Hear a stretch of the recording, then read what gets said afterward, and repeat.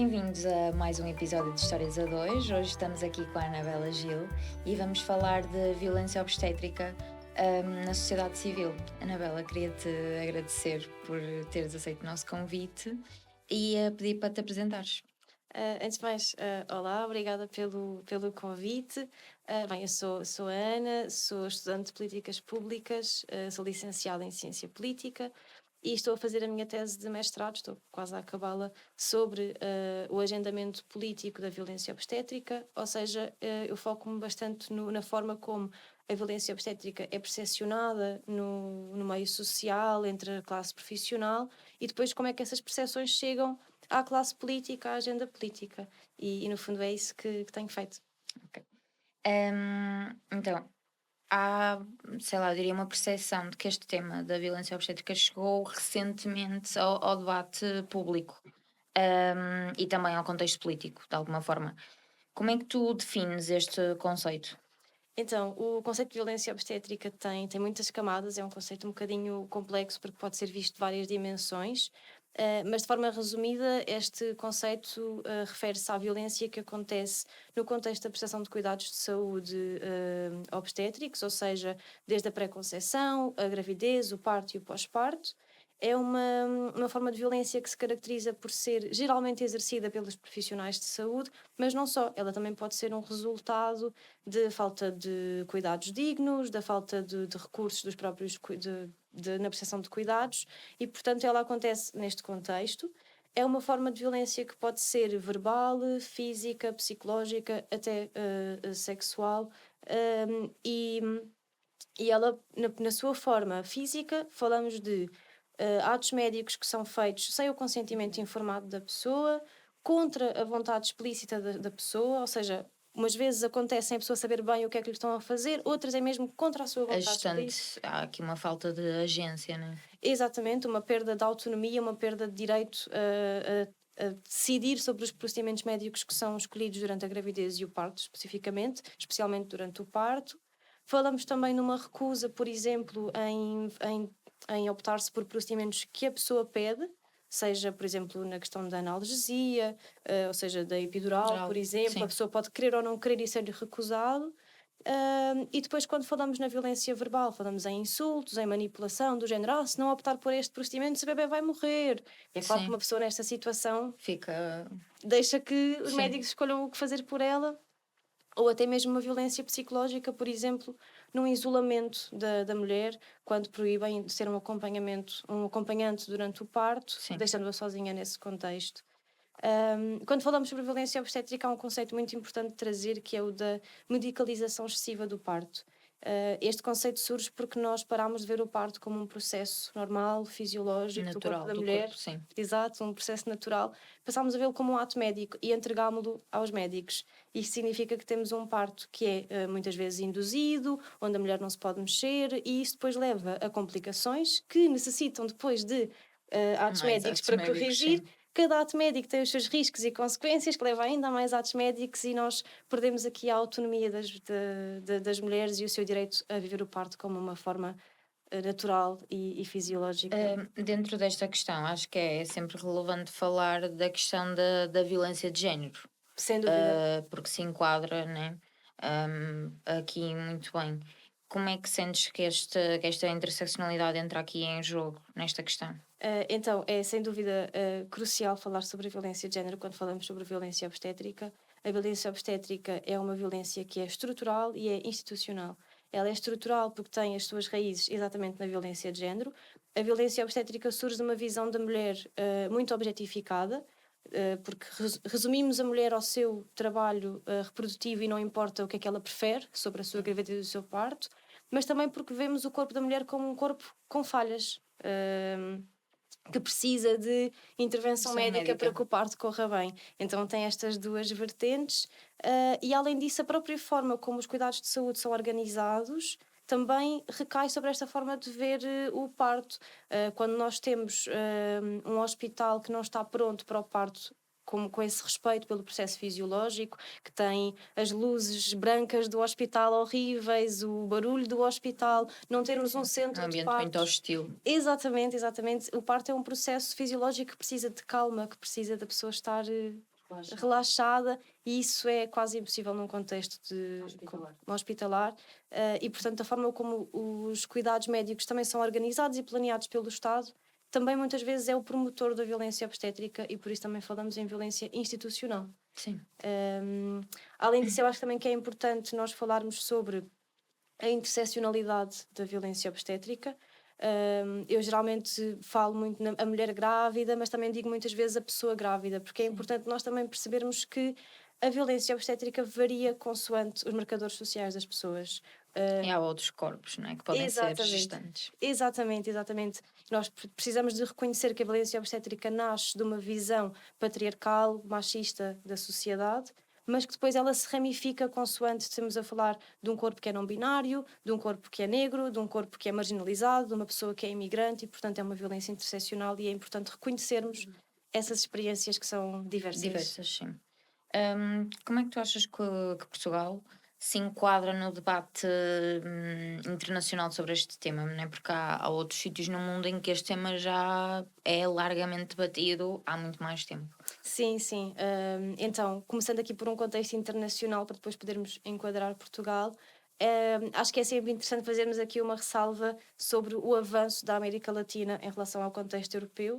A primeira vez que a violência obstétrica foi inserida numa lei foi pela Venezuela, em 2007, e a partir daí, ao longo da década de 2010, vários países da América Latina trouxeram políticas públicas de combate à violência de género, onde incluíam a violência obstétrica como uma forma de violência de género. Só em 2014, quando a Organização Mundial da Saúde veio trazer uma declaração sobre direitos no parto e violência no parto, é que este tema começou assim a nascer no contexto europeu. Já existiam anteriormente organizações da sociedade civil que se dedicavam a este tema, mas assim nas instituições e a ser reconhecido em grandes plataformas, o tema no contexto europeu nasce mais em 2014 com esta declaração da Organização Mundial da Saúde, que ainda não falava em violência obstétrica, mas já trazia aqui questões de violência durante o parto. E é a partir daí que se vê uma onda de várias publicações, falamos do Conselho da Europa, o Parlamento Europeu, por 2 vezes também, as Nações Unidas, que vieram falar sobre este problema, onde reconheciam muito bem a violência obstétrica como uma forma de violência de género, um impedimento ao exercício dos direitos reprodutivos das mulheres, um impedimento aos direitos humanos, e havia aqui uma convergência teórica sobre a violência obstétrica. Depois, na prática, Sim. a teoria já As era outra coisas coisa. demoram mais um bocadinho, não é? Exato. Embora tenha havido aqui esta convergência a nível internacional, nas entidades internacionais, de que era preciso fazer planos nacionais sobre este assunto, era preciso termos mais dados, era preciso haver políticas públicas. A primeira vez que o conceito de violência obstétrica surge na União Europeia numa lei foi em 2025, e aí temos a parte boa de podermos dizer que foi em Portugal que isso aconteceu. Foi há muito pouco tempo, em março de 2025, surge pela primeira vez. Então até podemos aqui dizer que Portugal foi um bocadinho um pioneiro em trazer este assunto à legislação, e portanto estamos aqui nesta vanguarda. Por acaso, uma das questões que eu ia colocar era exatamente sobre essa lei, né? Que é a lei número 33 de 2025. Quais é que tu achas que são, ou seja, os pontos mais positivos desta lei, e quais são as suas fragilidades?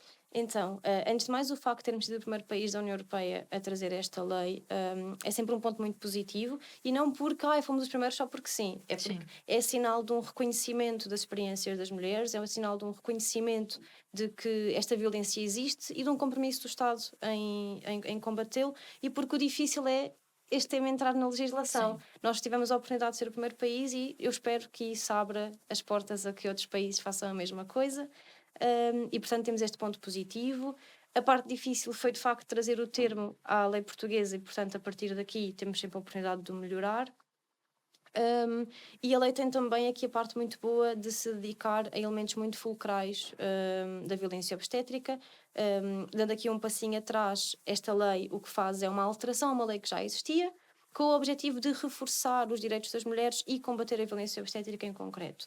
O que esta lei nos traz de novo é uma definição da violência obstétrica e depois umas medidas de combate que se organizam mais ou menos em 2 grupos. A parte da formação, a informação e a educação, onde esta lei define que, a partir de agora, a violência obstétrica tem que estar incluída nos conteúdos programáticos de educação sexual, tem que estar incluída nos conteúdos programáticos da formação superior dos profissionais de saúde, tem de estar afixado nos centros de saúde e nos contextos nos estabelecimentos de saúde, tem que estar afixada informação sobre o assunto e sobre como denunciar.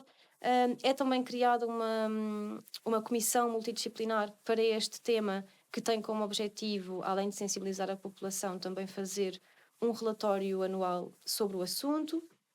E depois, na parte dos procedimentos médicos, este outro grupo de medidas, esta lei vem dizer que, a partir de agora, todos os atos médicos durante o parto têm que ser fundamentados, justificados. Sempre que acontece alguma coisa que foge ao plano de parto que foi trazido pela parturiente, isso tem que ser muito bem justificado, e quando é identificado que houve um procedimento médico que foi feito sem justificação, ou que há procedimentos que são feitos de rotina sem justificação, o hospital tem uma consequência no seu financiamento, e os profissionais de saúde envolvidos é-lhes feito um inquérito disciplinar. Portanto, esta lei acaba por ter coisas muito boas. Tem, no entanto, algumas fragilidades. Desde logo na parte da definição da violência obstétrica, porque, embora o conteúdo da lei seja muito transversal à parte estrutural da lei, à parte estrutural da violência obstétrica, depois, quando definem o conceito, falam que é a violência exercida pelos profissionais. E acaba ali. Definem a violência e tal, como uma perda da autonomia das mulheres, mas começa logo com exercida pelos profissionais, apagando totalmente da definição a parte estrutural e institucional da violência. E isto tem muitos impactos, que é, se já existia antes uma hostilidade por parte dos profissionais de saúde sobre tornar esta lei, de trazer este termo à lei, quando olham para, então a culpa é só nossa, ainda mais hostilizados ficam. E depois também há uma desculpabilização, uma desresponsabilização do Estado. Sim, das outras instituições face. Exatamente, nós falamos de um país onde temos tido notícias de um aumento da taxa de mortalidade materna, um aumento da taxa de mortalidade infantil.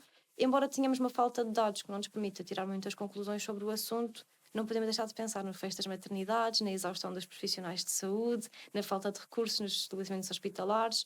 Tudo isto é muito importante para promovermos um parto digno, um acompanhamento na gravidez que seja digno, e por isso era importante isto estar nesta lei.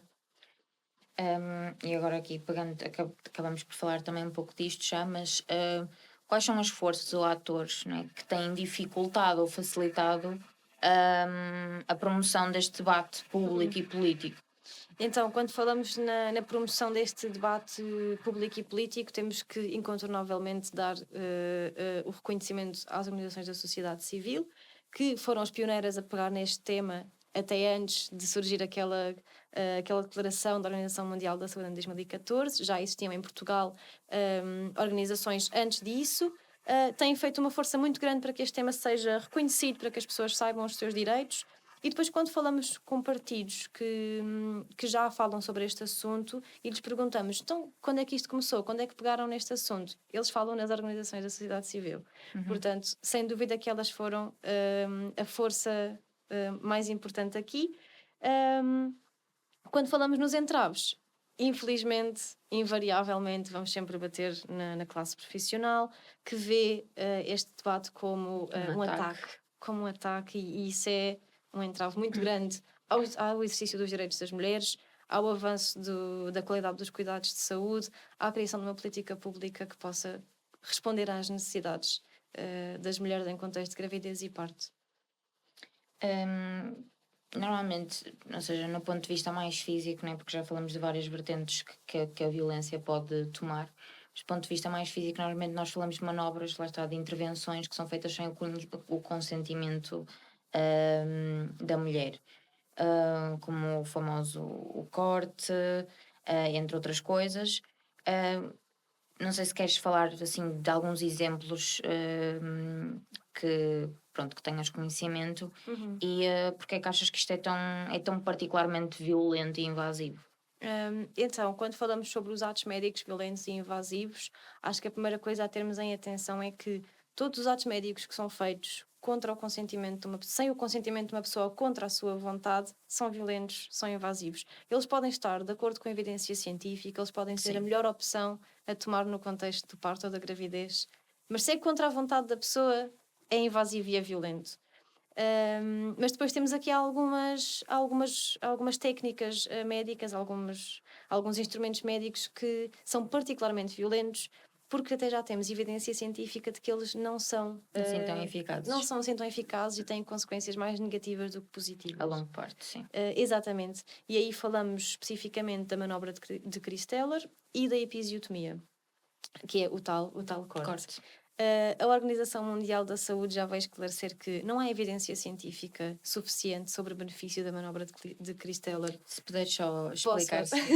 Então, a manobra de Chris Taylor é uma pressão que se faz na barriga durante o parto, que é o profissional de saúde que faz, para ajudar à parte da expulsão do bebê. Portanto, é uma força, literalmente, na barriga. E a episiotomia é um corte entre a vagina e o ânus para facilitar a saída do bebê também. A questão é que a evidência científica já nos diz que estas práticas têm consequências mais negativas do que positivas. Não há uma evidência de que elas possam, de facto, fazer bem. E também já sabemos que, mesmo quando elas possam parecer necessárias, às vezes não fazer nada é o melhor. E depois temos esta evidência científica e depois temos os médicos que dizem não, mas eu faço porque é preciso, porque se eu não fizer, o bebê vai morrer. E é sempre esta coisa de se eu não fizer, o bebê vai morrer. E então esta prática é particularmente violenta porque não há evidência de que ela seja boa e porque tem consequências a longo prazo para a mulher, especialmente aqui na questão do corte. Depois a pessoa tem que ser cozida. É o famoso ponto do marido. O famoso ponto do marido, que este tem um bocadinho menos evidência sobre a sua... sobre quantas vezes é que acontece em Portugal. Não há muitos números sobre esse assunto, sobre a manobra de Chris Taylor e sobre a episiotomia temos alguns números, mas sobre este infelizmente ainda não temos só relatos de pessoas que ouvem dá aí mais um pontinho que é para ficar bom para o marido e por isso é que chamamos o ponto do marido. Temos relatos de pessoas que depois têm que voltar ao centro de saúde para retirar pontos a mais. E depois há consequências que são irreversíveis. E isto é uma violência, além de física, psicológica muito grande para quem já está num momento de grande vulnerabilidade. Ou seja, como este debate tem sido trazido muito agora para a esfera pública, nós vemos também aqui um ressurgimento daquilo que se chamam as práticas do parto humanizado, nomeadamente a questão do parto em casa, das doulas, que acho que é assim que se pronuncia. Acho que vem muito este receio, de ser vítima de violência em contexto hospitalar e esta perda de autonomia. Acho que estes contextos acabam por, pelo menos a nível psicológico, trazer às mulheres algum sentido de maior controlo sobre o seu processo de parto. Como é que tu vês estes fenómenos? Então, na tua pergunta há aqui várias coisas muito importantes de referir. Eu vou tentar ir por partes. Quando nós falamos num parto humanizado, falamos num parto que respeita o processo fisiológico que é o parto, que respeita a autonomia da mulher e onde todos os procedimentos que são feitos são baseados no consentimento informado.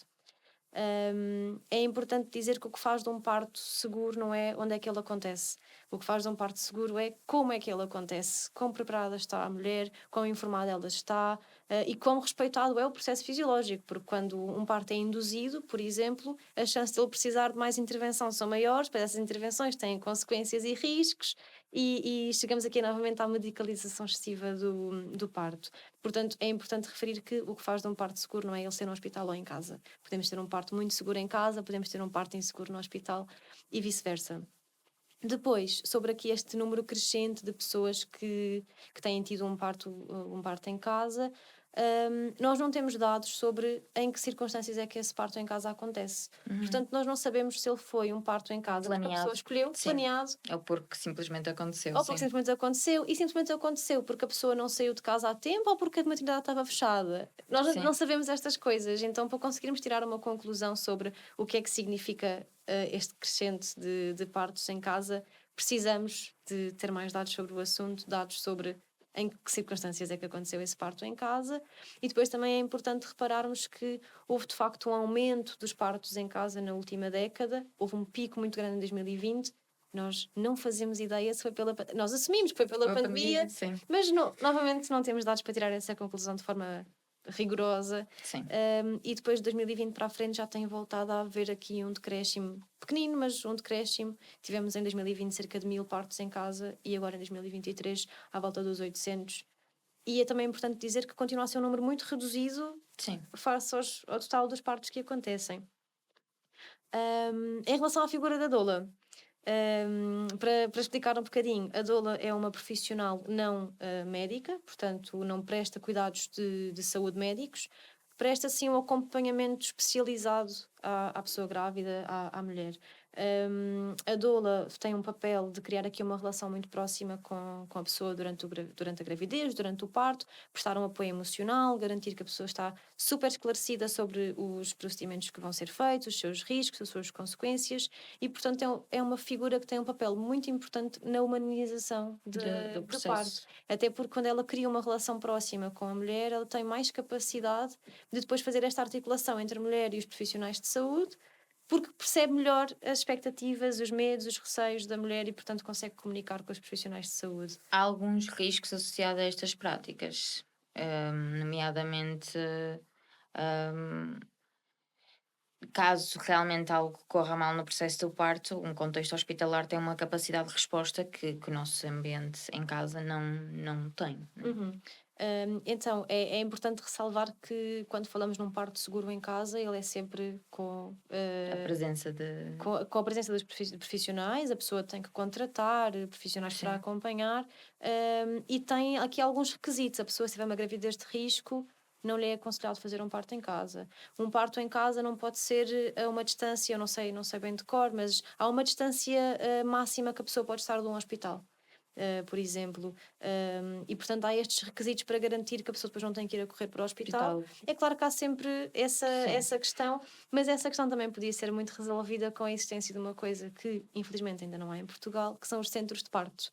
O centro de parto significa que a pessoa, em vez de ir para o hospital ter o parto, pode ir para um sítio que meio que simula o contexto de casa. Sim. A pessoa está num sítio mais relaxado, e é um espaço que é mais virado para o respeito pelo parto, pela pessoa, pelo parto enquanto um processo fisiológico, e que só tem a presença dos médicos quando é necessário, até porque esta parte é uma questão que é muito pouco sabida, que é o médico obstetra só tem uma intervenção no parto quando é uma intervenção médica que já foge do escopo do enfermeiro obstetra. Sim. Portanto, nem sempre é preciso termos um médico obstetra presente. Sim. É preciso, sim, estarmos conscientes de que as gravidezes de risco têm necessidades diferentes e também não podemos descartar essas preocupações, claro que sim. O que é que tu sentes, assim, a nível concreto, que poderia ser alterado? Já falamos aqui de várias coisas, né?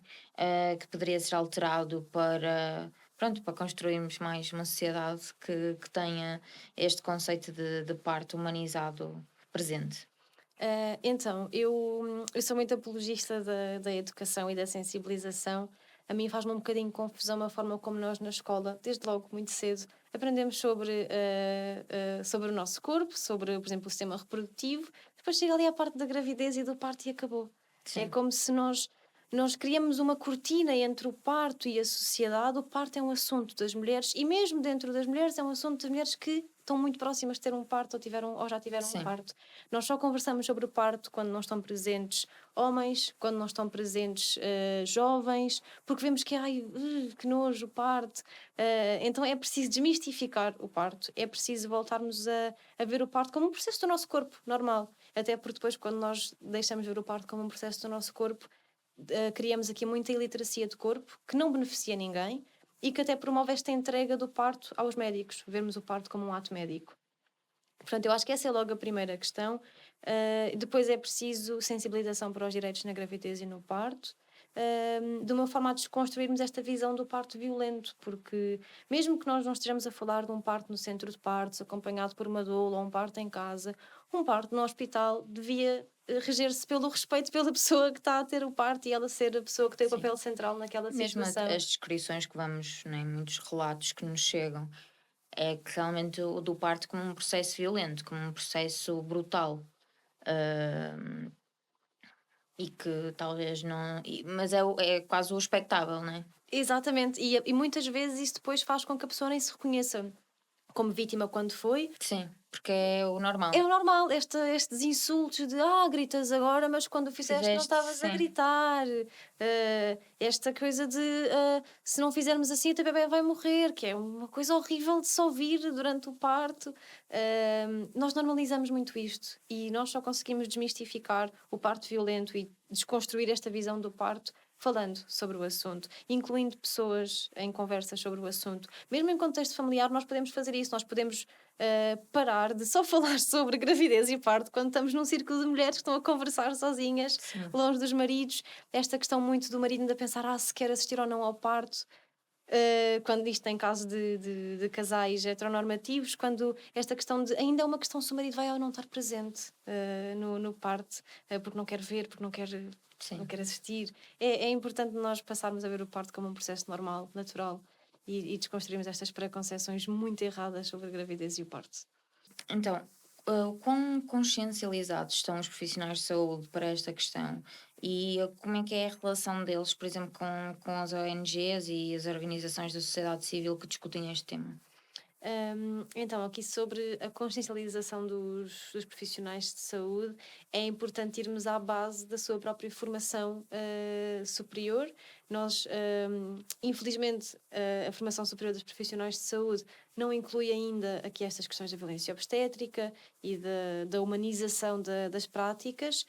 Um, Se tudo correr bem com a nova lei que foi aprovada, isso virá a acontecer, mas até agora ainda não está concretizado.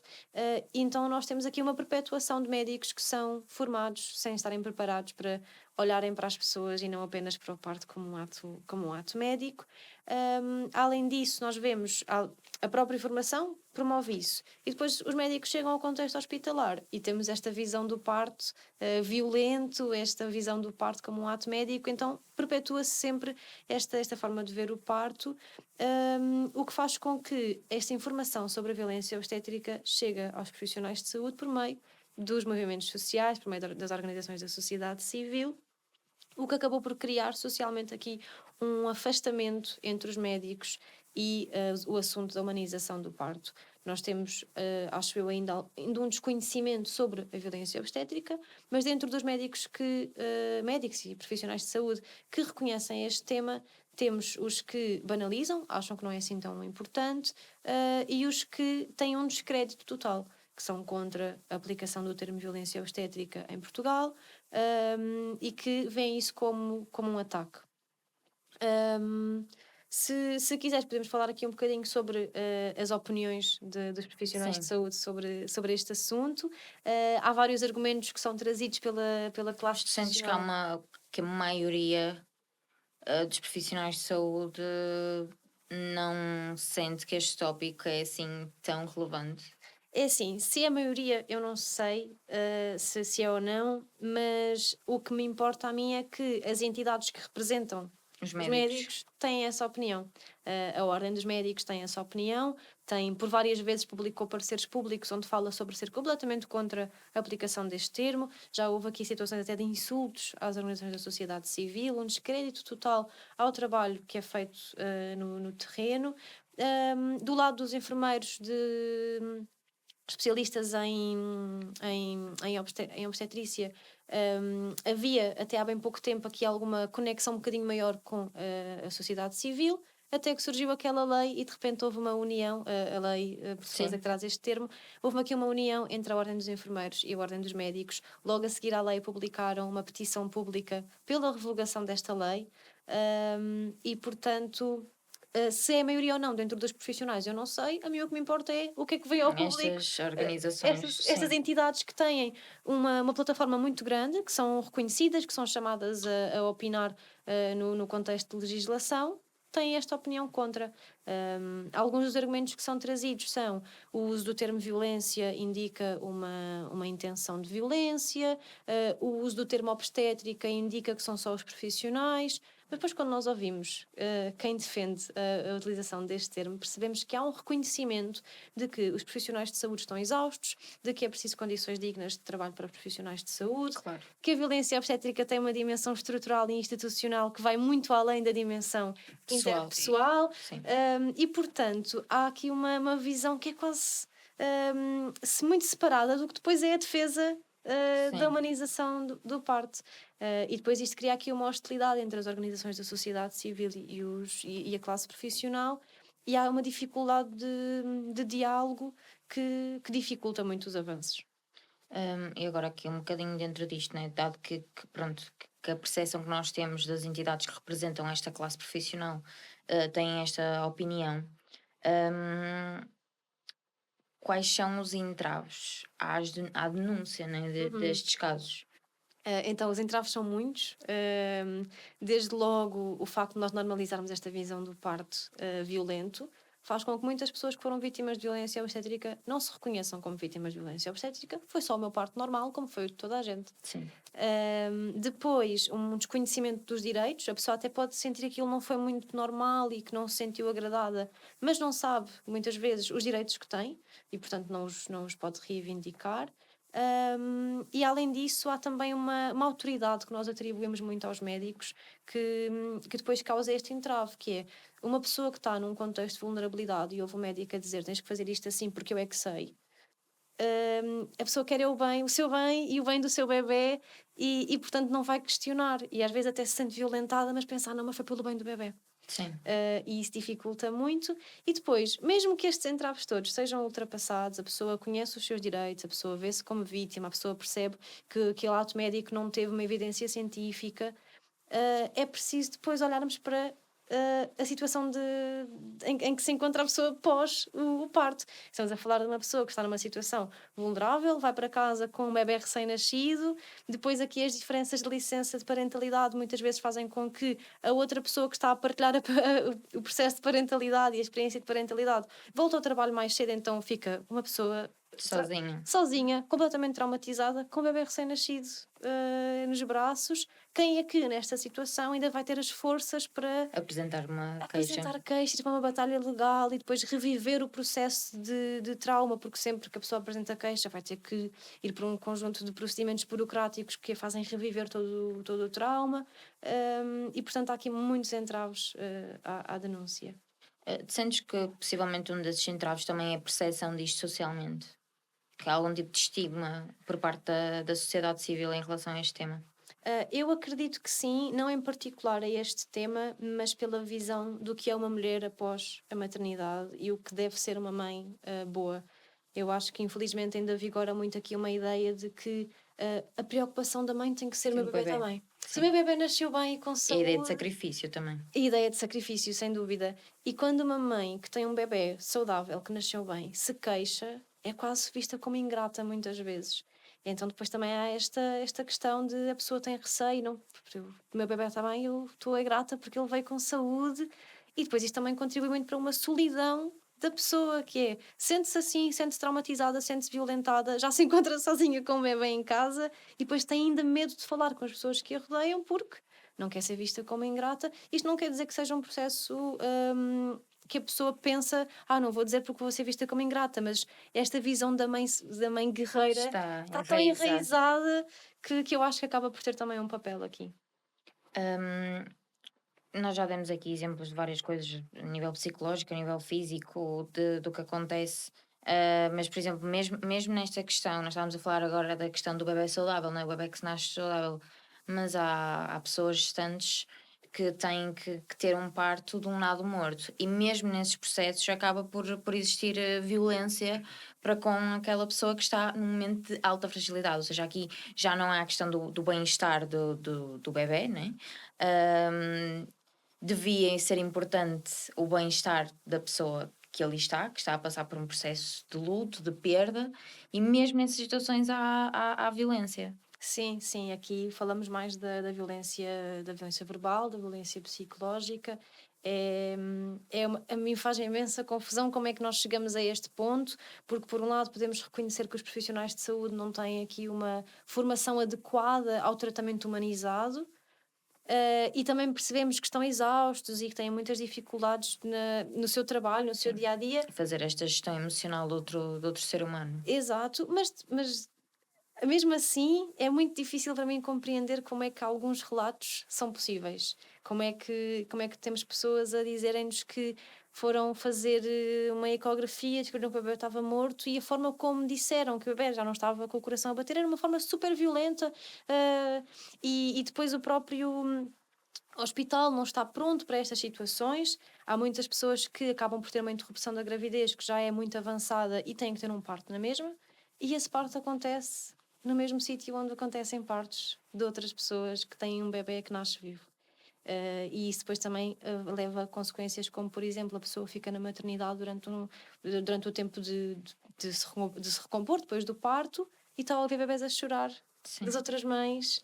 Está ali num ambiente. É um ambiente quase que tortura psicológica e é preciso nós termos profissionais prontos para lidar com estas situações e estabelecimentos hospitalares prontos para lidar com estas situações.